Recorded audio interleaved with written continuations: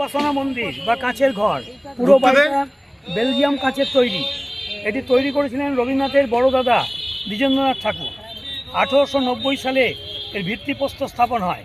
1893 সাল থেকে এখানে ব্রাহ্ম ধর্মের উপাসনাটা হয়ে আসছে। ব্রাহ্ম উপাসনা হলো নিরাকার ঈশ্বরের আরাধনা। ভিতর স্তরে কোনো মূর্তি বা ছবি নেই, আর এখানে কোনো মূর্তি পূজা হয় না।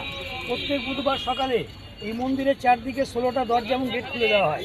এখানকার ছাত্রছাত্রী, শিক্ষক, কর্মী যারা ব্রাহ্ম উপাসনায় যোগদান ইচ্ছুক থাকেন তারা বুধবার সকালে সাদা পোশাক পরে এখানে ব্রাহ্ম উপাসনায় যোগদান করেন।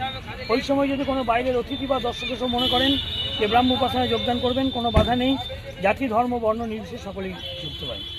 এছাড়া রবীন্দ্রনাথের জন্মদিন, মৃত্যুদিনে খোলা থাকে। কোনো ছাত্র, শিক্ষক, কর্মী, বিশিষ্ট ব্যক্তিদের মৃত্যুতে এখানে স্মরণ সভাটা হয় সন্ধ্যেবেলায়। আর 9ই পৌষ বড়দিন, সেই বড়দিনের সন্ধ্যেবেলায় পুরো বাড়ির চারপাশটা বড় বড় মোমবাতির আলো দিয়ে সাজানো হয় এবং সন্ধ্যেবেলায় এখানে ব্রাহ্ম উপাসনা এবং খ্রিস্টের বাণী বাইবেল থেকে পাঠ করা হয়। তারপরে 6ই মাঘ মহর্ষি স্মরণ সভার দিন খোলা হয়। 11ই মাঘ ব্রাহ্ম সমাজের মাঘোৎসব, সেদিনও সন্ধ্যেবেলায় বড় বড় মোমবাতির আলো দিয়ে সাজানো হয়। 11ই মাঘ ছিল গতকাল যদি সন্ধ্যেবেলায় আসছেন সেটা খোলা হয়।